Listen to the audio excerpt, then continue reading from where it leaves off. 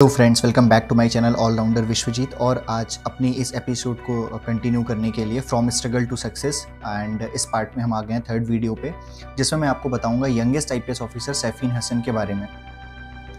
Basically मैंने इनको इसलिए चूज़ किया क्योंकि जो इनकी जर्नी थी वो बहुत ही लॉन्ग थी, पहली चीज़। दूसरी चीज़ की इनका जो डेडिकेशन लेवल था वो थोड़ा डिफरेंट था, जो आपको हेल्पफुल होगा मोटिवेट करने में। और अगर आप स्टडीज़ करते हो या किसी भी चीज़ के लिए फोकस्ड हो तो यहाँ पे आप समझ सकते हो कि लाइफ में कितनी ट्रबल्स आती हैं और कैसे आपको उसे ओवरकम करना होता है। चलिए इनकी अर्ली लाइफ के बारे में जानते हैं। ही बॉर्न ऑन 21 जुलाई 1995 में कनुंदर विलेज, पालनपुर डिस्ट्रिक्ट, गुजरात में पड़ता है। वहाँ पे इनका जन्म हुआ और ये बहुत ही मिडिल क्लास नहीं कहेंगे, उससे भी लाइक नीचे की जो फैमिली होती है उस तरह की फैमिली से बिलोंग करते थे। नीचे का यहाँ मेरा ये टर्म है, जो फाइनेंशियली वीकर थे, ऐसी फैमिली से बिलोंग करते थे। लेकिन इनका जो ड्रीम था, क्योंकि जब ये चाइल्डहुड में थे तब से इन्होंने एक ड्रीम देखा था कि इनके स्कूल में डीएम आते हैं और वहाँ से इनका एक जो ऑब्जेक्टिव रहता है वो क्लियर होता है कि मैं अगर कुछ भी सोसाइटी के लिए करना चाहता हूँ तो वो यहाँ से कर सकता हूँ। वहाँ से इन्हें एक रोड मैप मिला, जानने का तरीका मिला कि क्या चीज़ होता है आईएएस और कैसे ये एडमिनिस्ट्रेशन की जो जॉब्स होती हैं कैसे ली जा सकती हैं। माइंडसेट इनका बहुत क्लियर था, पढ़ाई में हमेशा से ये टॉप नॉच रहे हैं, जिसकी वजह से इनको आसपास के लोग भी काफ़ी अच्छे से जानते थे। इन्होंने बीटेक करी है इलेक्ट्रॉनिक्स एंड कम्युनिकेशन में, जो कि Sardar Vallabh bhai institution, national institution of technology Surat से। चैलेंजेस की बात करते हैं, जैसा मैंने आपको बताया कि he belongs from a very ऐसी फैमिली जहाँ पे जो फाइनेंशियल सिचुएशन थी वो बहुत टफ थी। और अगर मैं आपको समझाना चाहूँ तो उनके जो पेरेंट्स थे, फादर की बात करूँ वो इलेक्ट्रीशियन थे, मदर की बात करें तो वो एक डायमंड यूनिट में काम करती थी और साथ ही साथ वो चपातीस कुक करती थी, रोटियां बनाती थी जब किसी का शादी फंक्शन होता था वहाँ पे, ताकि कुछ पैसे घर में और आ सकें और चीज़ें और अच्छे तरीके से प्रोसीड हो सकें। तो इस तरह की टफ सिचुएशन को फेस करते हुए इन्होंने आगे चेस किया। सिर्फ इतना ही नहीं, इनकी पर्सनल लाइफ में भी, मतलब जब ये इस चीज़ को परस्यू कर रहे थे उस ड्यूरेशन पे भी कुछ ऐसे चैलेंजेस आए जो आपको हिला के रख देंगे।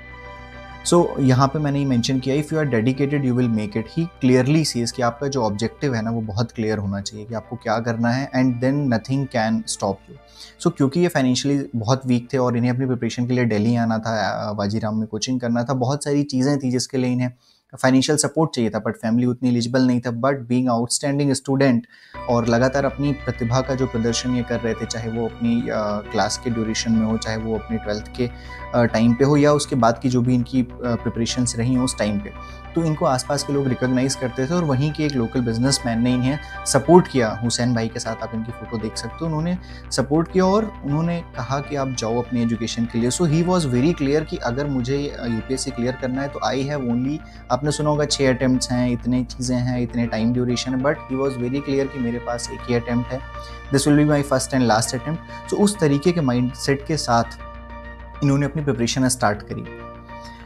चैलेंजेस की अगर मैं बात करूं, जब ये एग्ज़ाम के लिए अपने जा रहे थे, पहले तो इन्होंने प्रिपरेशन करी, वही ड्यूरेशन बहुत टफ था, लगातार डेडिकेटली पढ़ाई को टाइम देना, डेडिकेटेड रहना, दिल्ली जैसे शहर में आके अपनी लाइफ को सर्वाइव करना, फाइनेंशियली चैलेंज कितने सारे थे आपको पता ही है। जब ये अपना प्रीलिम्स का एग्ज़ाम देने जा रहे थे, at that time he met an accident and उसको इंजरी हो जाती है, हेड में इंजरी कुछ हो जाती है, हैंड्स में, लेग में हो जाती है, नी में लिगामेंट इंजरी हो जाती है और उनको जाना था एग्ज़ाम देने। नाउ एट दैट टाइम इनके पास 2 ऑप्शन है, क्योंकि 8:13 का एक्सीडेंट होता है, 9 बजे एग्जाम्स होता है।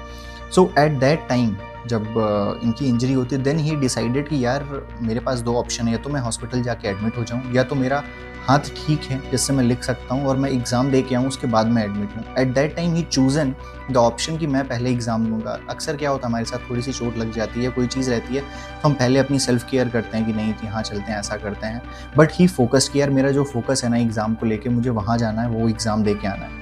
नॉट दिस ओनली, मतलब इस फेज़ पे ही नहीं, इसके अगेन जब वो एग्ज़ाम वगैरह क्लियर कर लेते हैं और उसके बाद जब उनका इंटरव्यू सेटअप होता है, जो कि 23 मार्च 2018 को था, उसके जस्ट अप्रॉक्स 1 महीने पहले, यानी कि 20 फेब की अगर मैं बात करूँ, तो उनको यूरिनरी इन्फेक्शन हो जाता है और WBC का जो काउंट होता है वो एक अपर लिमिट पे क्रॉस हो जाता है। उस टाइम पे भी उन्हें एडमिट होना होता है और ये एडमिट होने के बाद इन्होंने, मतलब जिस टाइम पे बच्चे इंटरव्यू की प्रिपरेशन कर रहे थे, he was in hospital and he was thinking कि यार मैं क्या प्रिपरेशन करूँ। दैट्स वाई ही सेज कि UPSC is not only about the knowledge that you have gained, it's also about the attitude that you are having in your mind. मतलब आप किस attitude के साथ उस एग्जाम को परस्यू कर रहे हो और कैसी सिचुएशन में आप कैसे रिएक्ट करते हो, that thing is very much important in these type of examinations और समथिंग।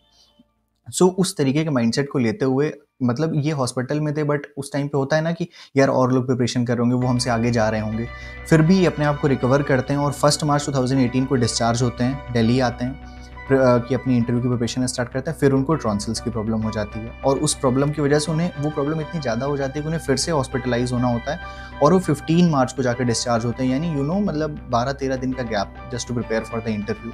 सो वो सारी चीज़ें, बट ही सेट कि यार मेरा जो माइंड सेट था ना वो बहुत पहले से प्रिपेयर्ड था कि मुझे ये चीज़ें करनी है।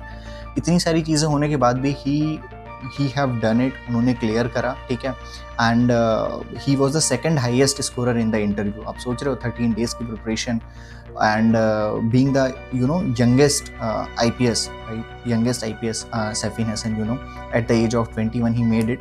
So these all things made up person की, मतलब जितनी भी ऑब्स्टेकल्स उनके रास्ते में आई वो उन्होंने कैसे क्लियर करी और उनका ऑब्जेक्टिव बहुत क्लियर था कि मैं इस चीज़ को कैसे परस्यू करना है, कैसे आगे बढ़ना है। इस तरीके का डेडिकेशन आपके अंदर होना चाहिए। ही ऑलवेज से कि यार जब जो लक होती है ना, वो खुद कहता है बंदा कि मेरे पास अगर कोई आता है और वो कहता है कि यार सैफिन तुम्हारी लक बहुत अच्छी थी, तो वो कहता है कि अगर मेरा जो एफर्ट है, मेरे जो स्ट्रगल्स हैं, अगर मैंने उस टाइम पे ना चूज़ किया होता तो मैं ये चीज़ ना कर पाता। सो ही सेड कि जब आपका एफर्ट होता है, जब आपका डेडिकेशन होता है, किसी चीज़ को लेके वो कर सकते हो आप, तो लक को आपके साथ आना ही पड़ता है। तो इस तरीके का माइंडसेट है। उन्होंने एक 1.5 आवर का इंटरव्यू भी दिया है जिसमें उन्होंने सारी चीज़ें बताई हैं, बहुत क्लैरिटी के साथ खुद से एक स्पीच दी है। उस स्पीच को आप जाके देख सकते हो, वो आपको काफ़ी कुछ सिखाएगी। If you are preparing for the examination, not only for the examination, for the entire life, it will teach you how you should treat the situation. Now what's your excuse? Are you doing well? Are you preparing yourself? Whatever you are doing, just give best. Whatever you are doing, whatever you are pursuing, चाहे आपकी job हो, चाहे आपकी कोई भी चीज़ हो, जो भी चीज़ आप कर रहे हो उसमें आप बेस्ट दो और अपनी लाइफ का एजेंडा, लाइफ के गोल को हमेशा याद रखो कि मुझे करना क्या है, कितनी भी ऑब्स्टेकल्स हैं उसे पॉजिटिवली डील करो। That's all for today. Thank you so much.